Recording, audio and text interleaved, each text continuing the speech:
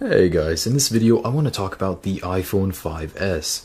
Now I did just get it today, so it's true I haven't had much time to actually use it, but my general first impressions I can put into a mini review for you. So is it worth the upgrade? That's the number one question I'm going to be covering here, because many people are looking to upgrade, maybe even from the iPhone 5 or from the 4S, and I hope to answer your questions when it comes to the iPhone 5S as to what's new, what's changed, what's better. Is it worth the upgrade in general? And here we go. Now, being the 6th generation iPhone in line, the iPhone 5S doesn't come as a revolution, rather as a refinement of what Apple is good at. It took the iPhone 5, put it into a blender, made it that much better for the iPhone 5S model. Now, you're not getting major changes, you're just getting a few new changes and just refinements of an older product.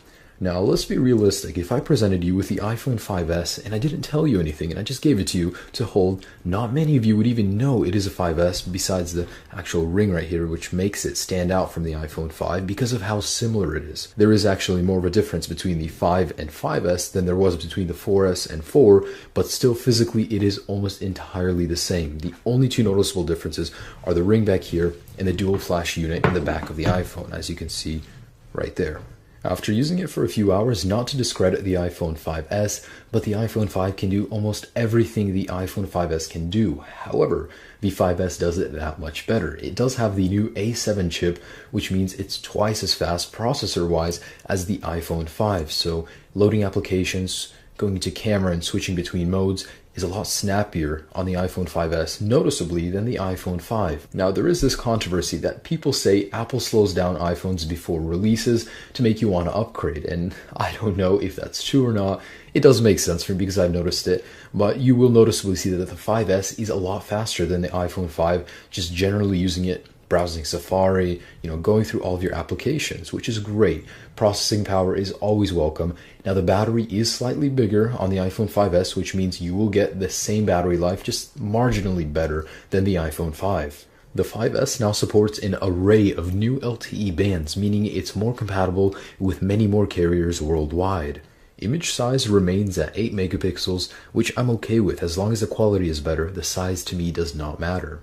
Speaking of image quality, when it comes to megapixels, that's not what matters. What the iPhone 5S manages to do is increase the aperture range to f2.2, while the iPhone 5 remains at 2.4 f-stops, meaning you get a more low-light friendly sensor, and it's 15% better at recording in the dark. And I have noticed a difference, believe it or not. I thought the iPhone 5 was great, but the 5S is so much better when it comes to low-light conditions and overall shooting. The dual flash unit is used to make images softer and more realistic color-wise when shooting in the night with a flash, because when you are shooting with one color on the iPhone 5, you don't get much control over the tint and the color.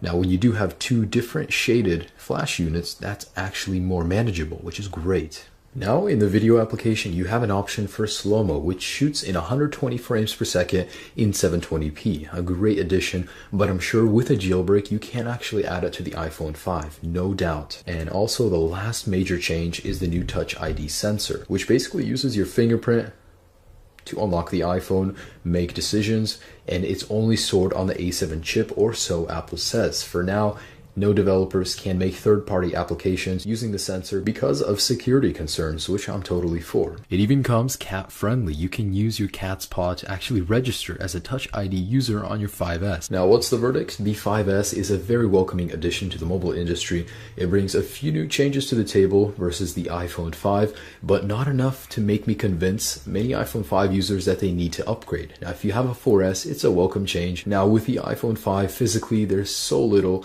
that would make me want to update. There's a few software changes which are great, and the new Touch ID thing. Now, the camera is already good on the iPhone 5, so to me, it wouldn't be worth it. Whether or not it will be worth updating is, of course, up to you. All up to you guys. Now, I do appreciate you watching this review. I'll have much more content about the 5S out soon. Have a great day, guys.